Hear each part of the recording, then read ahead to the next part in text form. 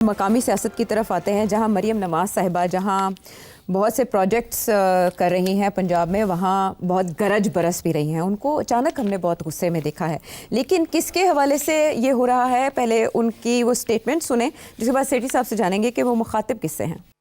हर कोई उठता है तो पंजाब पे उंगली उठाता है। मरियम नवाज शरीफ पंजाब के अवाम की जिम्मेदार है। हम पंजाब के अवाम की तरफ उठने वाली उंगली मरियम नवाज तोड़ देगी। मेरे पास 2-2.5 करोड़ वो लोग हैं जो दूसरे सूबों में बेहतर जिंदगी के लिए पंजाब में आते हैं। मेरे सर आंखों पे हैं वो। मैं किसी को मैली आंख से आपके ऊपर आंख उठा के देखने की जुर्रत करने की इजाजत नहीं दे सकती। इतना बड़ा सैलाब आया पंजाब के अंदर।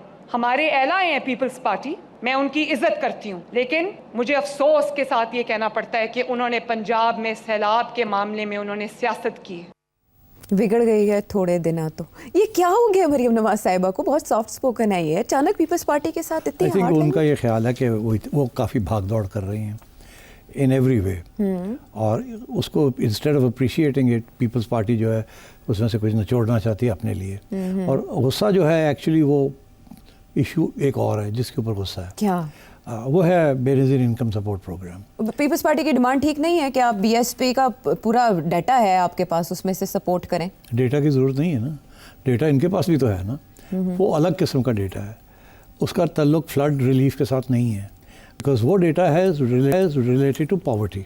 तो अगर पंजाब में बहुत से इलाके हैं जहाँ फ्लड नहीं गया, अगर पॉवर्टी अभी भी है, तो वो डेटा जो है it's not the sort of data you need. अब इशू डेटा का भी नहीं है। पीपल्स पार्टी सियासी जमात है, उनका मौक़िफ़ ये है कि जो भी पैसा आवाम के पास जाए वो बेनज़ीर इनकम सपोर्ट प्रोग्राम के ज़रिए जाना चाहिए। बेनज़ीर का नाम रोशन होता है, पीपल्स पार्टी को क्रेडिट मिलती है। ये पहले भी इमरान खान के ज़माने में भी ये इशू खड़ा हुआ था। हाँ, इमरान खान ने नाम चेंज कर दिया। अच्छा, जब ये लोग आए पीडीएम के अंदर तो इन्होंने वापस बेनज़ीर इनकम सपोर्ट प्रोग्राम कर दिया। जी जी। वो कहते हैं कि हमने ऑलरेडी जो फेडरल गवर्नमेंट है उसने फंड्स एलोकेट किए हुए for Benazir income support programme. हम अभी भी पीपल्स पार्टी की एक प्रोजेक्ट है जिसको अहमियत दे रहे हैं। ये कह रही हैं कि जी वो अपनी जगह पे है, वो फेडरल गवर्नमेंट कर रही है जो करे जी। आप उधर बात करनी है तो करें, मगर मेरा जो अपना प्रोविंस है, मैं वहाँ अपना डेटा जो जिसका ताल्लुक बराह रास्त उससे है, जो लोग सफ़र जिन्होंने किया है, तो उनके लिए मैं अपना एजेंडा करूँगी। आप ये बेनज़ीर इनकम सपोर्ट प्रोग्राम कहाँ से ले आए? तो पीपल्स पार्टी सियासी पॉइंट्स मेक करना चाह रही है, इसमें कोई शक ही नहीं है। और सियासी जमातें करती हैं ये। अच्छा। ये उनका हक होता है कि मौका ढूंढे और अपना मौक़िफ़ पेश करें। तो मरियम ठीक कह रही हैं। तो मरियम जो है वो कह रही है कि आप ये ना करें, सियासी बना दिया आपने, आप ना करें मेरे। And I think she is right. अच्छा, I genuinely think she is right. अगर उधर पीपल्स पार्टी जो है वो तो जाहिर है एक्सप्लॉइट करेगी। उनको और भी तो गुस्सा है ना। गुस्सा ये है कि जब बिलावल गए थे थोड़ी सी हमदर्दी दिखाने, तो इन्होंने उसको घास नहीं डाला, उनको कोई प्रोटोकॉल नहीं दिया, कोई कुछ नहीं दिया। तो प्रेसिडेंट जरदारी के इस्तकबाल के लिए ना आने का भी शिकवा है मरियम नवाज साहिबा। ऐसे क्यों करती हैं मरियम नवाज साहिबा? मरियम को भी थोड़ा सा समझाना चाहिए कि देखिए देयर इज़ अ प्रोटोकॉल। वो प्रोटोकॉल मेंटेन करना बड़ा ज़रूरी है, क्योंकि आप पार्टनर्स हैं। अब पीपल्स पार्टी को इतना धकेल ना दें कि वो फ्रस्ट्रेट होकर कोई इधर उधर की हरकत ना करनी शुरू कर दें, बिकॉज जरदारी साहब is a poker player. Zardari साहब किसी न किसी वक्त ऐसा रुकावट डाल देंगे फेडरल गवर्नमेंट के रास्ते में कि इनको समझ नहीं आएगी अब क्या करें, और वो डिले करेंगे किसी न किसी चीज़ को या तंग करेंगे आपको, तो आपके लिए प्रॉब्लम बन जाएगी।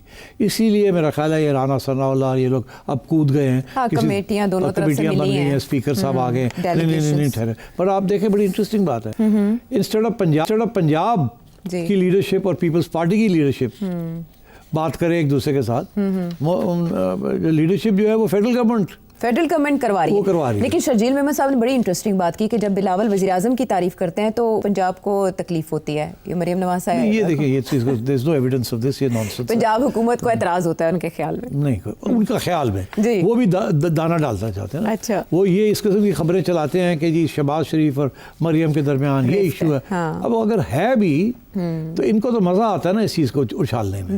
सो आई थिंक इस किस्म की सिचुएशन है। Peoples Party is being unreasonable by saying कि जी आप बेनज़ीर इनकम सपोर्ट प्रोग्राम के ज़रिए ये करें, but at the same time Maryam को इस बात का भी गुस्सा है कि वो जो कैनाल्स का इशू था, नहरों के मामले को उन्होंने फिर छेड़ा है। उन्होंने कहा कि पंजाब अपने हिस्से की नहरें निकालना चाहता है, तो आपको क्या मसला है?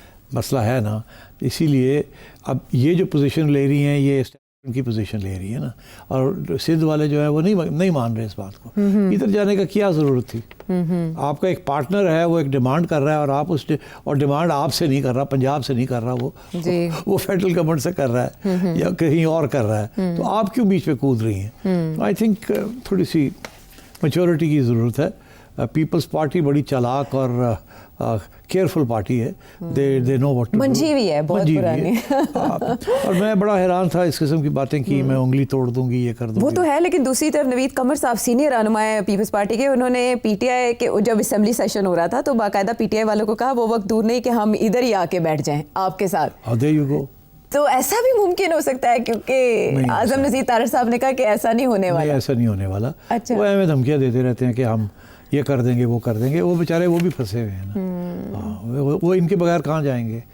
ये उनके बगैर कहाँ जाएंगे? हाँ, नहीं, वो कह रहे हैं हमने तो इसको लेजिटिमेसी दी है इस गवर्नमेंट को, फॉर्म 47 की हुकूमत थी, हम ना आते तो ये तो हुकूमत बन ही नहीं सकती थी, कोई हुकूमत को तस्लीम ही ना करता। इनको लेजिटिमेसी इसलिए नहीं दी कि इनके से प्यार है, इनको लेजिटिमेसी दी है कि तो डर है। अच्छा, ये है असल में मामला। माफ़ी का मुतालबा पीपल्स पार्टी की जानिब से किया गया था कि मरीम नवाज़ की जो स्टेटमेंट है ये काफ़ी हार्श और हार्ड है, तो मरीम माफ़ी मांगे, तो मरीम ने तो इनकार कर दिया। फायर फाइटिंग कौन करेगा? कैसे ये मामला हल होगा कि दोनों तरफ से बयानबाजी का सिलसिला बंद हो जाए? कमर ज़मान नहीं, ये चलता रहेगा यार, ऐसे ही है। You shouldn't take it seriously.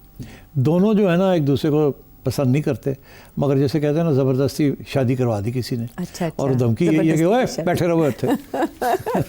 तो थोड़ी बहुत लड़ाई झगड़े तो फिर होने दें ना। ज़ाहिर है थोड़ी बहुत खटपट तो होती है, कहीं ना कहीं जाके मामला टूटता भी है, ब्रेक डाउन भी होता है, लेकिन फ़िलहाल नहीं, क्योंकि जिन्होंने निकाह करवाया है फिर होते हैं, रिश्ते की गारंटी भी वही देते हैं। वापस आते हैं ब्रेक के बाद।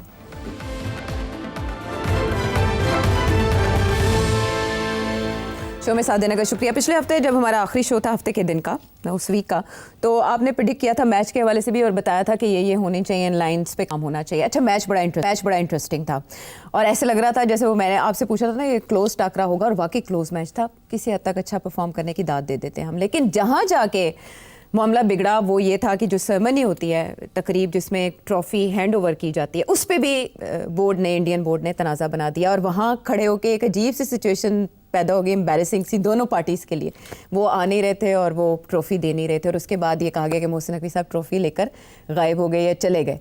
अब जो उनके लेटेस्ट ट्वीट आई है वो ये बता रही है कि इंडियन मीडिया काफ़ी प्रोपेगेंडा कर रहा है। तो उस दिन जो हुआ, क्या as a president of ACC Mohsin Naqvi sahib ने ठीक किया, और अब क्या होगा? क्या रूल्स के मुताबिक रिमूव किया जा सकता है उन्हें इस तरह से करने के बाद? देखिए,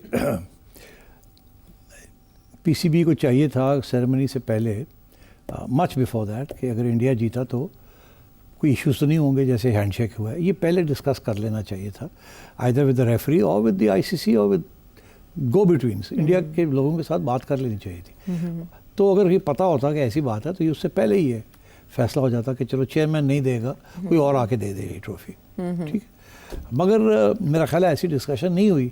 नकवी साहब का ख्याल था ये आएंगे तो मैं दे दूंगा, because that is a sportsman spirit. और हो सकता है कि साहब ये भी कहते हैं well played, the better team one, it was a close contest वगैरह वगैरह। मगर उन्होंने तो वही मौक़िफ़ इख्तियार किया जो कि उन्होंने पहले किया हुआ था। अच्छा, अब मामला ख़राब हो, और उसके बाद मोहसिन नकवी साहब ने कहा कि अगर कैप्टन आके ले जाए तो नो प्रॉब्लम। तो कैप्टन नहीं आया तो फिर वो ले गए, चले गए। उन्होंने कहा जी ठीक है, मैं जाके ACC के दफ्तर में रख देता हूँ, जब ये लेना चाहेंगे तो आ जाएं और वहाँ से लेके आगे ले लें। बिल्कुल उन्होंने सही पोजीशन किया, ठीक है। इंडिया एज यूजुअल उनका मौक़िफ़ बहुत ख़तरनाक है इस वक्त, क्योंकि उनके प्राइम मिनिस्टर उनके साथ खड़े हो गए। हाँ, वो ट्वीट कर देते हैं। उन्होंने जो ट्वीट की है वो उसके बाद तो टीम के पास कोई गुंजाइश ही नहीं रही। अब तो इनको ये करना पड़ेगा। उन्होंने तो कह दी ये संदूर का हिस्सा है। हाँ जी। तो अब क्या रह गया? अब तो किसी किस्म की कॉम्प्रोमाइज़ नहीं हो सकती। तो अब इंडिया करेगा क्या? अब उन्होंने वहाँ पूरा एक माहौल बना लिया है कि ये मोहसिन नकवी को निकालो और एशिया काउंसिल को फिर सीज़ कर लो, बिकॉज पहले ये इंडिया के कंट्रोल में थी, इस दफ़ा पाकिस्तान की बारी थी तो पाकिस्तान आ गया। जो एक्सेप्ट फॉर बांग्लादेश, वहाँ जो मेंबर्स हैं ना वो सारे मोहताज हैं। इंडिया उनके साथ क्रिकेट खेलता है तो उनके 4 पैसे बनते हैं, इंडिया ना खेले तो वो फारग है। सो देयरफॉर उनका भी ये कहना है कि हम चाहें तो वोट ऑफ नो कॉन्फिडेंस ला सकते हैं अगेंस्ट मोहसिन, और यकीन करें बिल्कुल ला सकते हैं। उनके पास एक्सेप्ट फॉर बांग्लादेश शायद एक आध और जो उनके साथ ना खड़ा हो, बाकी सब बीसीसीआई के साथ खड़े हो जाएंगे। मैंने किया है ना इनके साथ इंटरेक्शन, तो वहाँ किसी पे हिम्मत नहीं है कि वो बीसीसीआई के खिलाफ खड़ा हो। और अब तो बीसीसीआई आईसीसी को कंट्रोल करती है, दोनों जगह पे इंडियंस हैं। बिल्कुल। तो इसलिए मेरा ख्याल है कि किसी की हिम्मत नहीं होगी एशिया क्रिकेट काउंसिल में कि वो बीसीसीआई के खिलाफ जाए।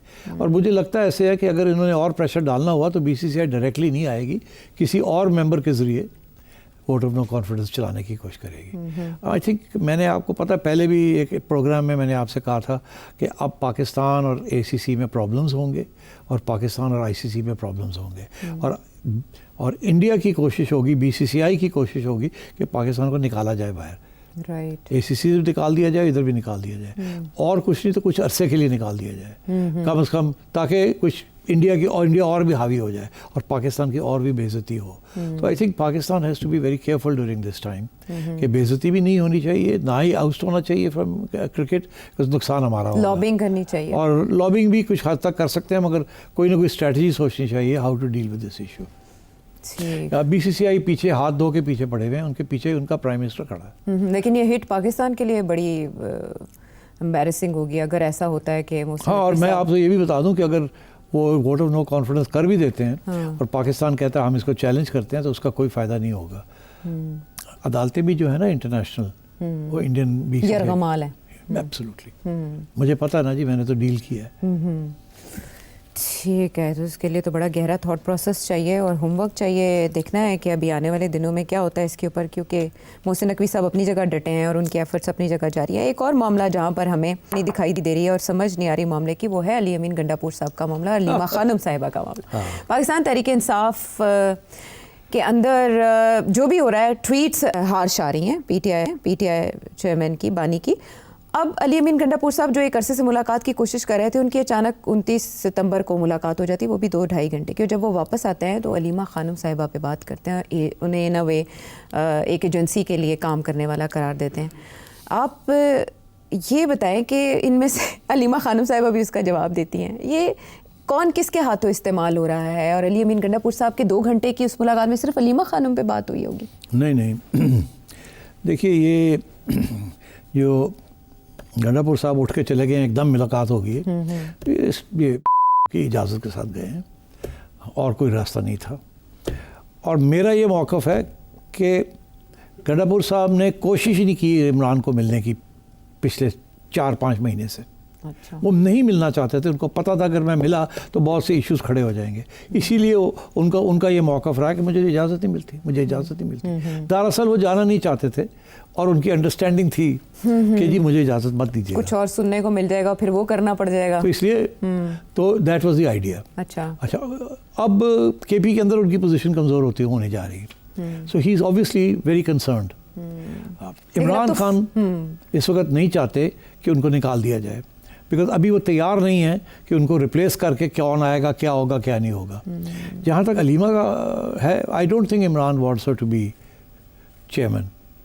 वो तो किसी को चेयरमैन नहीं बनाने देंगे, एक्टिंग चेयरमैन भी नहीं बनाने देंगे, बिकॉज ही थिंक्स कि Aleema is not so politically astute और मैच्योर। मगर वो क्योंकि फैमिली है तो ट्रस्ट तो करते हैं ऑब्वियसली। तो I think Aleema will continue to play the role that she is playing, और मेरा ख्याल है ये कश्मकश गंडापुर और अलीमा की बढ़ेगी आगे। अच्छा। और मेरा ये ख्याल है कि लोग इसको छोड़ के, गंडापुर को छोड़ के अलीमा के खान पीछे खड़े होना शुरू हो जाएंगे। आप ये कह रहे हैं कि कुछ नहीं होगा इस इल्ज़ाम तराशी के फौरी तौर पे कुछ नहीं होगा। अच्छा। वो अपना मौक़िफ़ करेंगे। और अभी मैं आपको बता दूं, अभी जल्दी इमरान को नहीं मिलेंगे, वो दोबारा नहीं, वो एक और मुलाकात के लिए बुलाया गया था लेकिन मुलाकात हो नहीं पाएगी ना। देखिएगा, मतलब मैं गंडापुर, मैं तो मिलना चाहता हूँ, मुझे मिलने नहीं देती आयशा, अब मैं क्या करूँ? ठीक है, बहुत से और इशारे, बहुत से और सवालात भी बाकी, लेकिन मगर ये चलेगा, गंडापुर और अलीमा का मामला चलेगा। और आप देखिएगा आहिस्ता आहिस्ता लोग गंडापुर से हट के अलीमा के खान पीछे खड़े होंगे। देखते चलिए। ये कैंप बनाने का सिलसिला तो पीटीआई में अरसे से चल रहा है, लेकिन सिट साहब कह रहे हैं ये आगे भी चलेगा। और तहरीक इंसाफ का जो एक हिस्सा है वो इस हलचल पे भी शक का इजहार कर रहा है कि ये भी कोई डाइवर्जन चलाई जा रही है।